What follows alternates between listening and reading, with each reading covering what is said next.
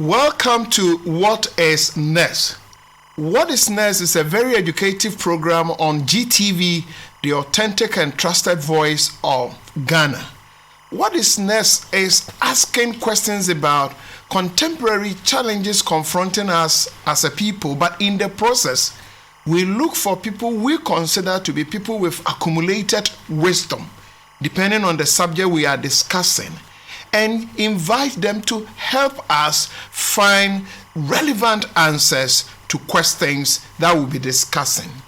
And we are happy that you've tuned into this program this afternoon. Now, the coronavirus challenge has brought what has come to be known as the new normal. You know, social distancing has become the major response to the coronavirus or COVID-19. At the moment, the new normal is presenting a challenge to educational management. Our students are home, not only even university, secondary school, primary school. Some of our academic institutions are asking students now even to do examinations and the assignment online. Now, when we come to e-learning, then internet and those who are managing our telecommunication industries become key partners in the conversation. And today in What is Next, just by grace, we are happy to have the Chief Executive Officer of the Chamber of Telecommunications in Ghana, and himself also a former managing director of the graphic group of companies, to be our guest to help us to answer questions about how we can repositioning our telecoms for effective e-learning. And I'm very grateful to introduce to you Dr. Kenneth Ashigbey. Uncle Ken, you are welcome to What is Next. Thank you very much. How I would have loved to shake hands with you, but still this new normal, I hope you accept that. Just this will be enough. It is enough for now. Now, so many people have known you, not only from the Chamber of Telecommunication, but also Daily Graphic. But help my viewers to know a little bit of you.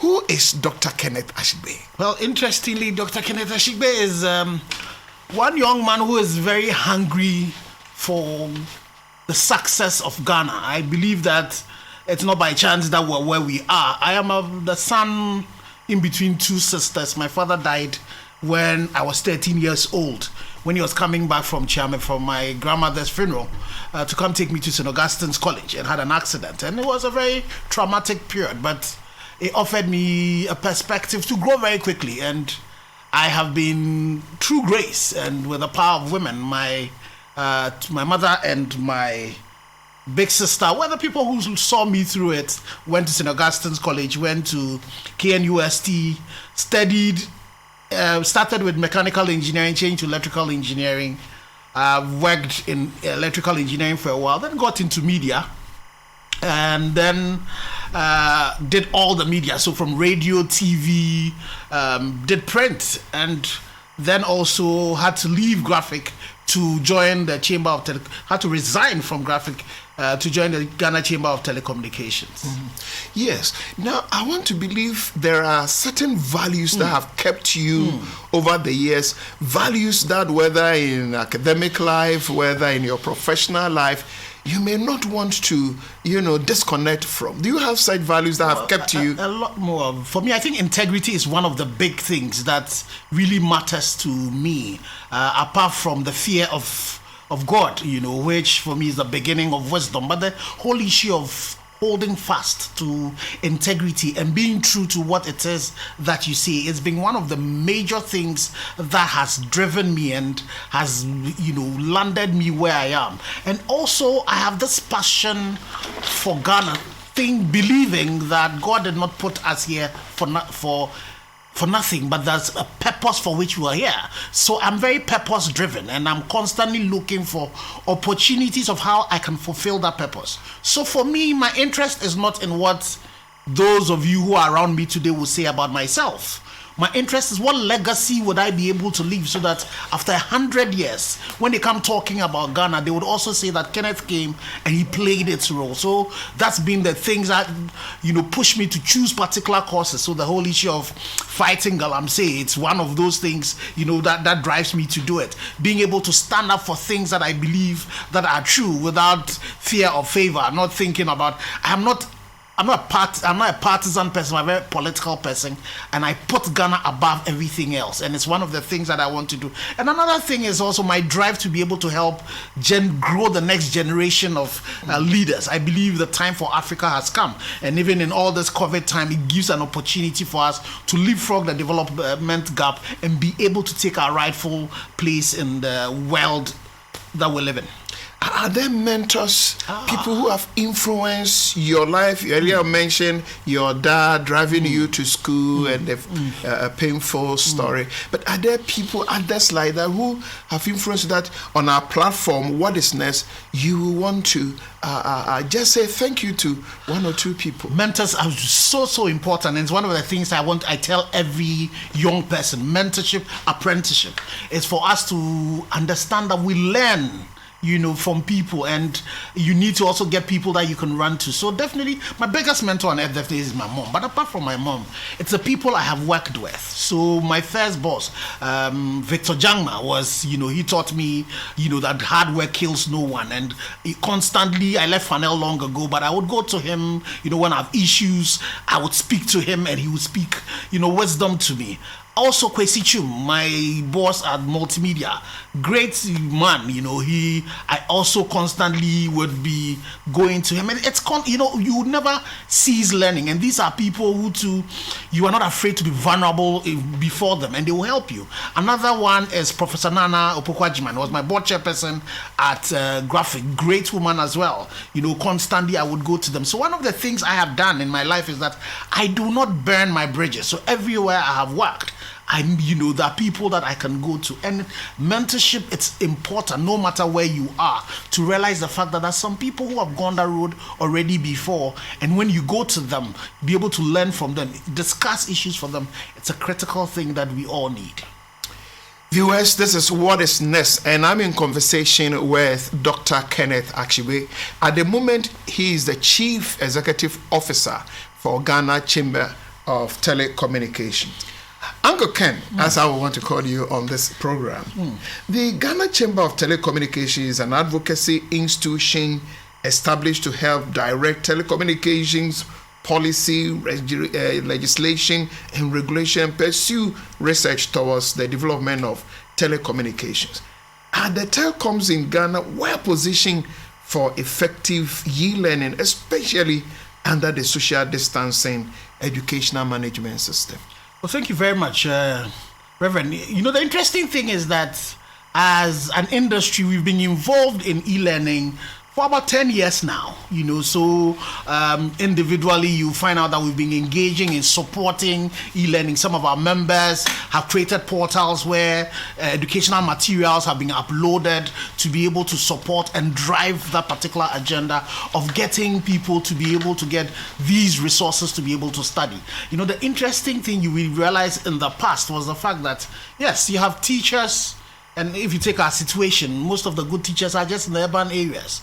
But by the virtue of connectivity, you will be able to take these teachers from the few teachers and be able to move them across so that everybody would get access to it. So that's something that we have been doing. And our business we are not, educators, but we provide the links. We provide the bridge to be able to link the teachers also with the students, and also offer them opportunity to be able to study at their own pace, at their own time, so that you even are able to help in doing a one-on-one, get the link so that the students will be able to reach out to the teacher. So that's something that has been going on for a very long time.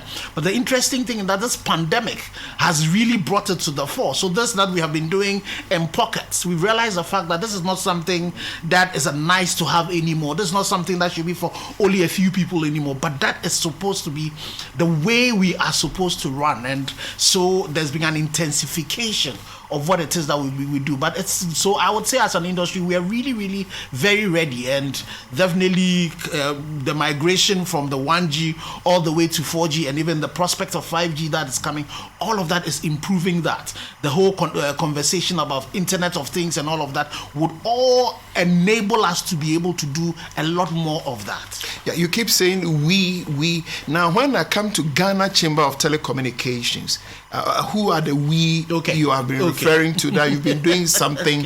Right. Who are the part of the chamber. industry? Yeah. Okay, so the chamber is made up of the telecommunication companies. So we have Airtel, Tigo, we have MTN, we have Vodafone.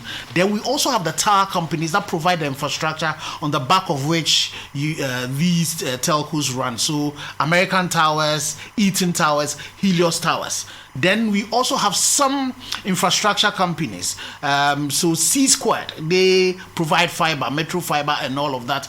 Then we also have Comsys. And then Huawei also has joined the chamber. So all of this they are the members of the Ghana Chamber of Telecommunications. And is there a kind of agreement or a conversation between the management of academic institution or Ministry of Education and that industry you just mentioned in the country to help in the rolling out of the e-learning program? At the moment, is a conversation going on, an agreement, formal arrangement somewhere? Well, so I think the good thing that's happened is that in the past, there's been some engagement with various educational institutions where, you get content and it's uploaded and people are provided it. But the thing that happened, that immediately the COVID happened, as an industry, as a chamber, we engaged with the Ministry of Communication and then got other players on board, and then Ministry of Education. And what we did was that we offered a lot of the private and public institutions free platform. So we call it zero rating via educational portal, so that if the students had to study and they went onto these particular platforms, they were not charged anything. And it's something that has been running for the past 3 months, where we are offering, students the opportunity to be able to learn. So there is a conversation this has spun, and we need to do a lot more of that in terms of formalizing the arrangement. So I'm pretty sure that this immediate step, we now have to get to the point where we move it into the medium term. Fortunately, the government has this 3-year post-COVID plan that is coming in, and then we as a chamber, we sit on the social partnership platform, and education and the digital way of facilitating education is one of the things, conversations that we're going to have. Fortunately for us, the Ministry of Education and Ghana Education Service itself, pre the COVID era, started digitizing its educational material and curriculum. So it offers us an opportunity to move from the short-term measures that we took, where we're giving this away for free, to a more sustainable model where we now can ensure that, because with what we are doing, still there's some children in some remote places where you don't have connectivity who would not be reached. So we now need to move into the next phase where policy would ensure that we can move technology into these places and ensure that the content will also be provided, because we are very mindful, and I repeat it again, the fact that we as a telecommunication industry, we're not educators, we're not a content provider.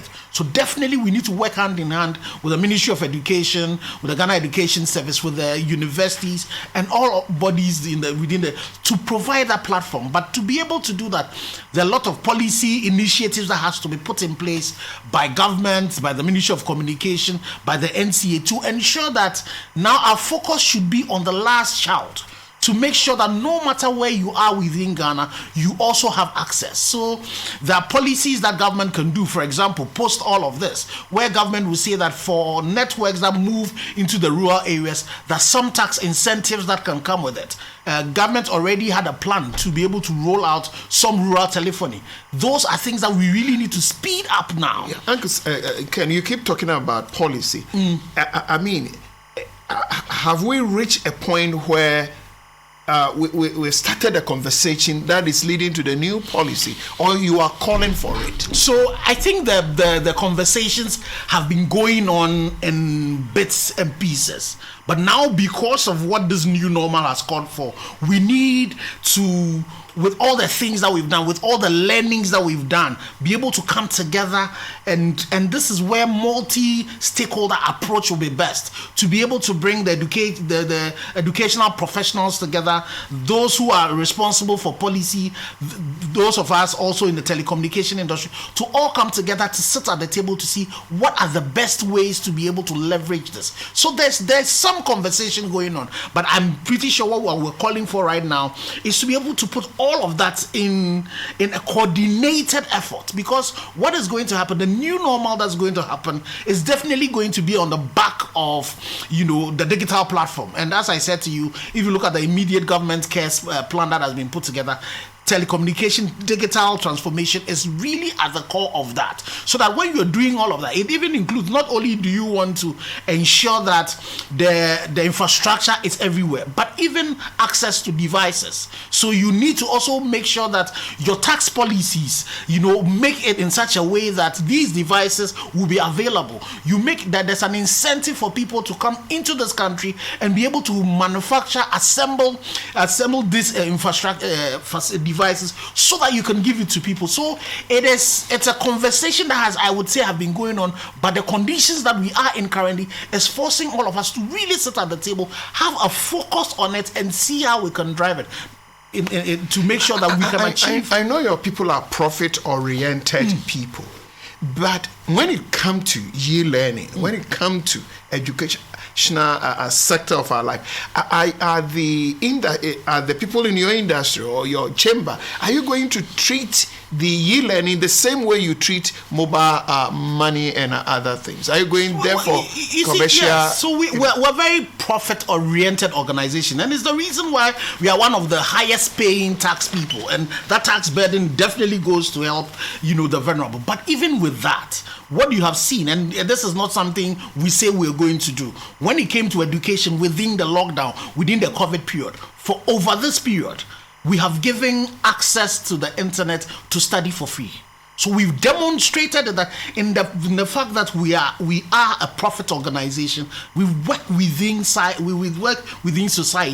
and it is important that you pay particular attention to society. So it's not just corporate social responsibility, but we realize the fact that if we support these young ones, and it is through education that you produce the gray matter that is required as a raw material for our industry. It's through education that we can empower people, engender economic activity. So in looking at the whole education thing, we don't just purely look at it as just a commercial thing, but we look at it as an enabler for business, and we look at it as our responsibility. It's the reason why as I said to you, you find out that there's a lot of support in this. Even before COVID, there are a lot of our members who were giving access to education for free. So I'm sure that's the whole thinking that is another area. You see. Yes, for instance, I'm aware of some of universities, Seke University, Vodafone will give students a SIM card, and then from time to time, monthly or so, give them credit, free credit. But if we are talking about serious educational management, it's not only the students who are in the picture, the teachers. And then at the moment, e-learning is not only for the university level, and also public university, private universities, and even now I had a consultant, one Dr. Josephine Labia Poran. Now what they want us to believe that e-learning must even go to the primary school. Kindergarten. Oh, you are saying kindergarten. Yes. And in JSS and secondary school, and therefore internet facilities must not only be for the few university students that I'm aware, Vodafone K University, our students have it, but secondary school, primary school, and therefore even in homes. It's like we have reached a point where internet must become one of the utilities, water, electricity. So far, you are not, giving me that impression. No, that's basically what it is, and it's a conversation we've even been having. The UNA classifies internet as a human right. because it is the way we're going to live our lives. It's not only just in education, but even in terms of business, in terms of the way we play, everything we do. So in terms of being able to make sure that it's accessible, it's a three-way street. The street. So definitely we as industry have a role to play. The government has a major role to play, and then society generally also have a role to play. We need to ensure that we are expanding. So you find out that generally in their coverage is in all the districts. You virtually have coverage in there, but you've gotten to the point where, because of this whole philosophy, the way as a country we see this industry has to change. As a cash cow has to change. We need to make sure that we provide services and infrastructure so that everybody can get access to it. That will not happen when, like typically in Ghana, you sell spectrum, a 2x10 at $60 million, whilst Tanzania, with the same, a bigger market, is selling that same thing at 10 million. So how do we do it such that the inputs that are required to make sure that internet, 1, is available, 2, is accessible, 3, is affordable? What are the roles that we all can play? And all of that require all of us to play roles. And the good thing for me that COVID is really going to do, one of the challenges that have made even the cost of internet is because content most of the time have come from outside. If you want any content, you have to go outside. But with COVID, especially with education, what education is going to do is that we're going to produce a lot more content locally, so that if my children need to access education, they don't have to go outside to the UK or somewhere. The content might be sitting locally. All of those will also contribute to the reduction of the cost of data. As we talk about all of this, there are responsibilities for all of us to, as citizens, to do. One of the major pains that the industry has is the issue of fiber cuts. Because we all don't recognize it. Normally, if you are digging and you see pipe, you know that this is a utility. If I damage it, I'll have an impact. Or if it's electricity, you know that it's even dangerous. But when people see fiber, they don't see it. And the damage that happens. Last year, we ended the year, doing over 300 fiber cuts a month. Angaken, 2 of the telecoms industry in Ghana are in Rwanda. MTN, Rwanda, and Airtel Tigo. Yep. And they have given universities and polytechnics free internet access, not only for students, but lecturers, university staff, since March 21st. What is in Rwanda that MTN Rwanda can do that Airtel Tigo can do that in Rwanda? But they will come to Ghana and maybe give some monthly credit, free, that even faculty members are not considered. So what is in Rwanda that is not in Ghana? Well, in terms of policy, our policy regulatory frameworks are different. Rwanda has placed a lot in terms of their whole ICT program. They came from behind, but they're doing the right things. But even when you come to Ghana again, so if you take the tech, for example, if there are portals in tech that students can access for free, lecturers also can access it for free. But we need to move to the next level, where in such a way that the K University one, even when the students are at home, they still get the credit. You are saying so that this happened before Rwanda started. Yes, but now our lecturers and university staff, that's not what is happening. Yes, but I'm saying that. How do we get there? Yes. So to be able to do all of that, as regulators, as policymakers, you definitely need to there are some incentives that you need to put up there to be able to ensure that can happen. Like, what you're talking about in terms of being able to offer that, because you go into Rwanda and you find out that any industry who sets up somewhere would have to put a Wi-Fi in that particular community. All of those things require policy direction, require regulatory direction to be able to let that happen. How do you facilitate that? The question you would want to ask is how much is Rwanda, in the telcos in Rwanda, purchasing spectrum compared to here? Because I'm talking about MTN and Airtel. So same. That's what I'm just saying to you. So how much would they purchase spectrum in Rwanda compared to us?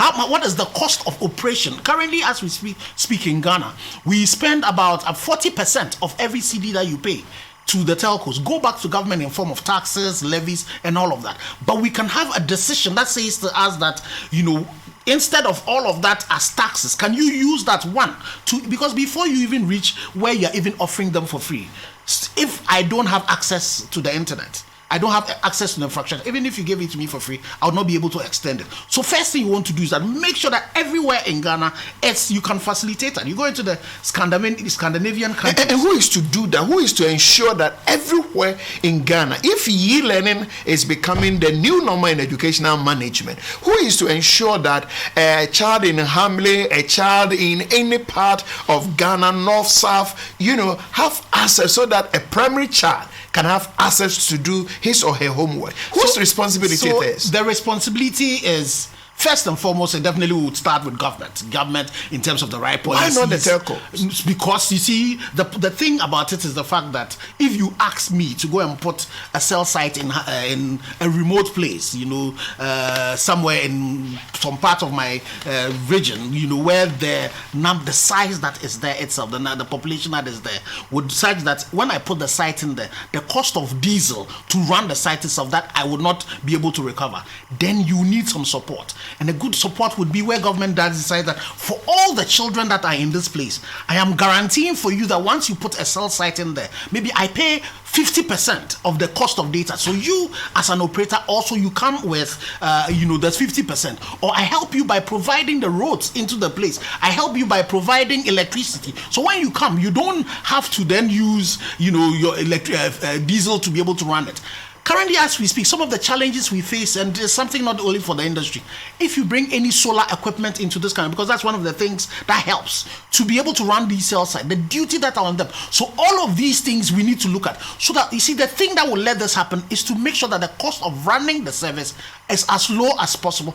And then there's also an incentive. Once you can guarantee demand, that once we get into this place, this for every student that is the government even decides that I am going to provide this amount to support the data, you find out that the businesses will come. How many people know what you are telling me?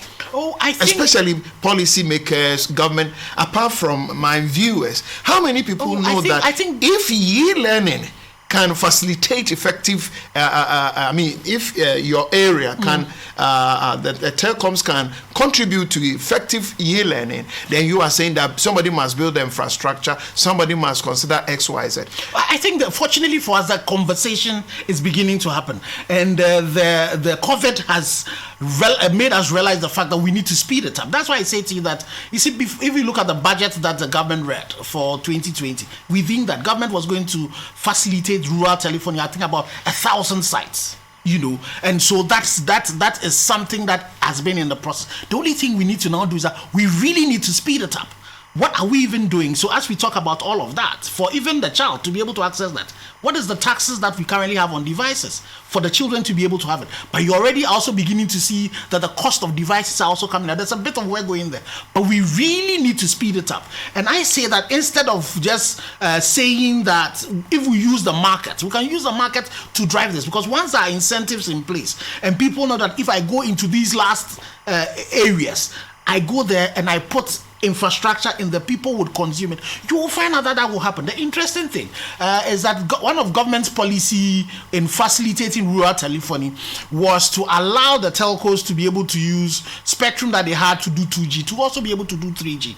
And then, so for the members who went in there, they found out that once they put the mast there, and they were thinking, these places might not be commercially valuable. In a few weeks, months, you found out that the uptake was high. So once we can guarantee that for the educational institutions that are in there, once you go in there, there's some markets that is going to come. You find out that a lot more people are going to go into those spaces. So I would say that what I am seeing, it's encouraging me. The only thing is that there's a lot more that we need to do to ensure that this e-learning thing is going to happen, so that we all can push it. Definitely, the internet now is a utility, it's a human right, and everybody has to get access to it. Viewers, this is What is NES, and I'm in conversation with Dr. Kenneth Ashigbey. He is the Chief Executive Officer, Ghana Chamber of Telecommunications. Now, Uncle Ken, when we come to e-learning, internet, like you just said, and the question of speed. Now, how do we get the various internet service providers to increase high speed. You are doing examination. A child is doing examination online, and you have time. Maybe the whole thing is within an hour. Yes, a child somewhere is having high speed, but maybe a child you talk about 4G, and somebody has 4, somebody has 2, and they are all writing the same examination. Now, how do we get high speed services? At the moment, some of the places you may know better than I do. Yes, it's not the best. No, definitely. You go into a lot of rural areas. What they do is that they have 2G, they have 3G. Whilst some so if you took my son in Accra, for example, he has 4G plus. So 4G plus. Yes. Now this GG, what is it? So 2G, you see, what happened is then you have 4G plus. Yes. So and I have 2G. No, in Accra, we all of us in Accra. Depending on which part of Accra you live. Yes, that's very true, because you see the challenges also. Okay, so let's start with we started off with. It was not even a G. When we came in, we were just doing voice and all of that, the 1G. Then we came to 2G, where we could do voice, we could do some SMS and all of that. Then 3G came that allowed you to do data. So for you to be able to do data services, it was 3G. 4G has facilitated that and increased the speed, quite higher. Then 5G is coming, which is completely going to revolutionize it. So for me, one of the fundamental things that I think government needs to consider, and the fortunate thing is that for this particular government, it was in their policy directive in the first MPP time when Kufuor was that we're going to introduce technology neutrality. So that for the spectrum, which is a national asset that is given to any telco, you don't give the spectrum to the telco and say, use that to only run 2G. It's akin to saying that you have roads going to Kumasi, and I construct a different road for people who will drive at 100 kilometers per hour, and construct another road for the people who drive at 10 kilometers per hour. Let them use the spectrum, which is like a pipe, and let them use them for the best technology, so that if I am an operator and currently I have 2G in the rural areas, if you do technology neutrality, you can refarm that and use that to be able to provide, the high speeds. Another way of getting this speed is also when we're now using fiber. So fiber, the throughput is high and you're able to push a lot in there.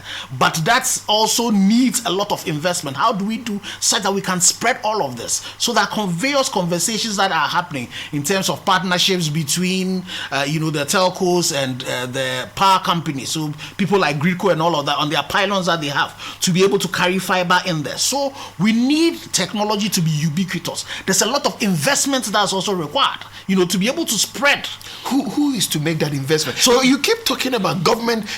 I want to hear what the industry. No, so the investment you want in terms of to technology is us, and that investment has been going on. We're doing over 600 million on an annual basis to be able to push this investment in. But once you put this investment in, and you should realize the fact that the people who are investing, if you take all of the investors, they put the money in as for return for investment. So if you invest into areas where the population density is not that high, what then tends to happen is that you might put a cell site in there, put your 4G there, but you realize that you'll not even be able to recover your running cost. So that's where we need, so as we are investing, there is a partnership that needs to be done with government, with other private sector, with the third sector, to be able to stimulate growth. But fortunately for us, various things are happening. Now technology is being used as rails for agriculture to happen. So that in the past, where if you took, the internet to a particular area where they were only doing agriculture, now you can even use that to drive agriculture. So then there's a demand for that. So on the back of that demand, the students, the pupils that are also there can be able to get it. So the investment has to come from various sectors, even in terms of some of our so-called development partners also putting some investment into those particular areas, even in terms of supporting in content generation. Because one of the things that also makes our cost of internet very high in this country is the fact, as I said to you earlier on, is that most of our content is from outside. But if we can work towards that, such that even in terms of we have enough content locally, we have enough demand demand in some of these areas, you find out that the investment will go there. Because before anybody makes any investment decision, the questions you ask yourself is that, if I invest this amount of money in there, would I get the return back? So all of those issues are things that we need to do. So in terms of the investment, who has to do them? As industry, we need to continue doing the investment that we have.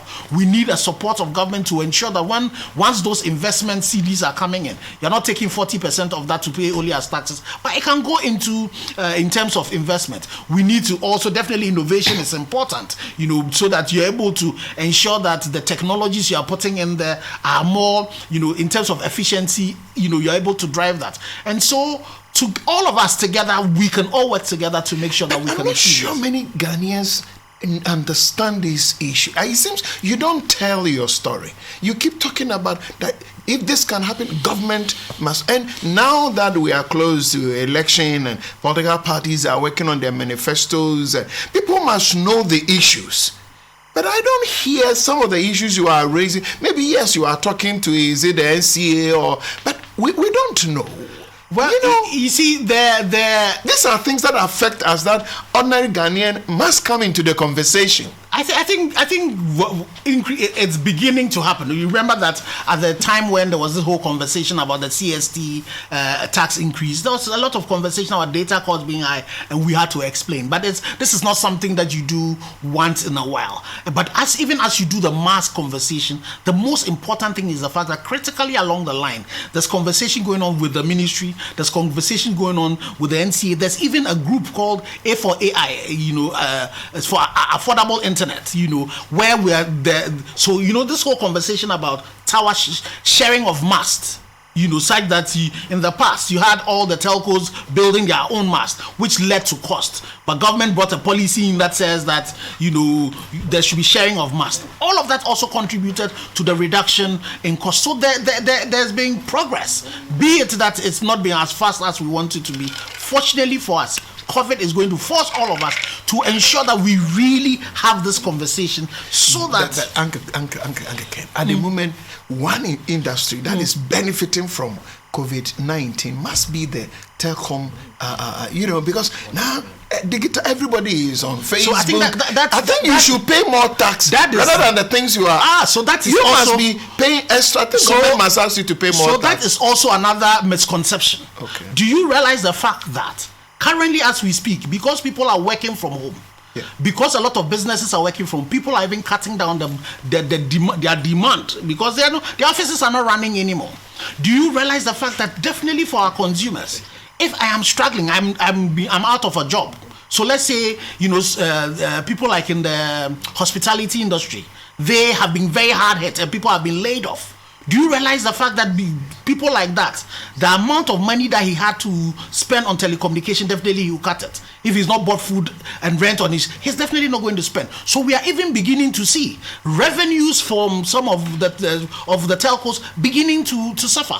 And then your cost is going up. The interesting thing, that Bank of Ghana with the industry decided that for mobile money transfers up to 100 cedis was free. But the agents who are working for you, you cannot say that you will not pay them. So though you are not getting revenues coming in, you are having to pay them. You also are having to spend in other areas to ensure that. So this, and it's one of the things that we are doing as a chamber, to be able to tell the story about the impact of COVID on us. So yes, we are suffering it, but we are not suffering it as maybe the hospitality industry, the airline industry, but then the impact on us, even our top lines as well, are being affected. Uncle, can we talk about your workers? If e-learning is becoming a new normal in educational management, we know you have trained your workers when it comes to voice, when it comes to mobile money. But how are your industry getting your your workers well prepared to see that now the telecoms are not just for voice and mobile money, but it's also for education, and that they will be ready and well positioned and maybe repositioned to now help help us use your service for effective learning? Well, fortunately, that's why I said to you that fortunately we've been at this e-learning thing for the past 10 years. So in terms of the experience and all of that, it's been built. The only thing that now we look at is how are we able to facilitate within the context that we are in. So the good thing about this industry is that it's an industry that is constantly learning and constantly innovating, because the pace at which things move are very, very fast. So there's a lot that is happening in this space, and it's not only for the members, the employees within our industry, but Ghana in particular. There are a lot of young entrepreneurs, tech entrepreneurs who currently are in the space. A lot of these fintechs who are finding ways of how they can build platforms to be able to facilitate that, and it's something that is happening. And you find out that in most situations our telcos work with these people, offer them open APIs, open access, so that they can create these apps that can help a lot of these people to be able to learn. So in terms of the innovative part, it really is happening, and all we need to do is really to support them. The same way that we've been able to move advancement. We started off, if you look at this whole mobile money business way back, but look at the number of Ghanaian businesses, young people that we've been able to produce, and it's the same thing that definitely is happening with education. So now, in the past, people would not have seen it as opportunities, but now they see it as opportunities, and the market itself will drive a lot of innovation into that space to see what it is that we can do. Currently as we speak, now that you are going to be opening up, people will need to have access to this. In what forms are they going to have them? How do you do it such that the kindergarten child will be able to take this and be able to learn on its own? How are you repositioning your workers? What kind of training? I have customer care in mind.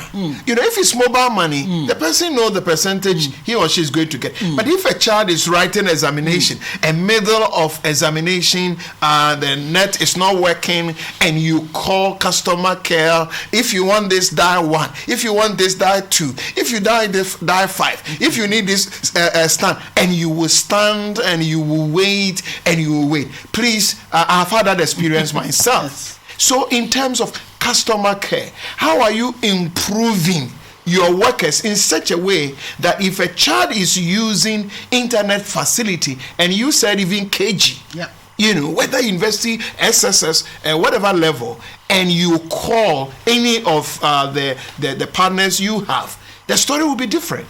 See, the good thing for us is that the rate at which technology is happening, a lot of these customer care things, now you are getting to the point where you're able to use technology even to do that. So bots and all of that coming in.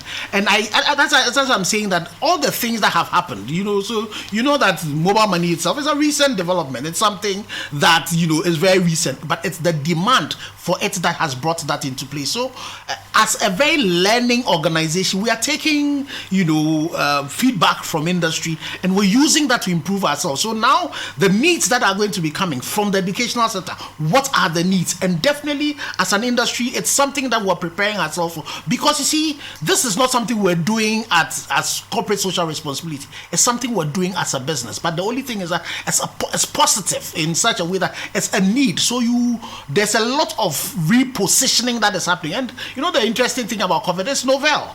So we are all learning as we go along, but it's pushing for a lot of innovation. So what do we do in such a way that the support for the educational sector, what kind of support do we require for it? That's something that is going on. And in terms of the repositioning of the situation is forcing businesses to reposition. It's either you innovate or you die. The repositioning calls for a national conversation. It's like, yes, your industry must be in. I hear you talking about government, and I'm believing even other partners. Earlier on, you said that people have been cutting your so how do we bring people into this national conversation for all of us to make sure we are repositioning the telecoms to help us?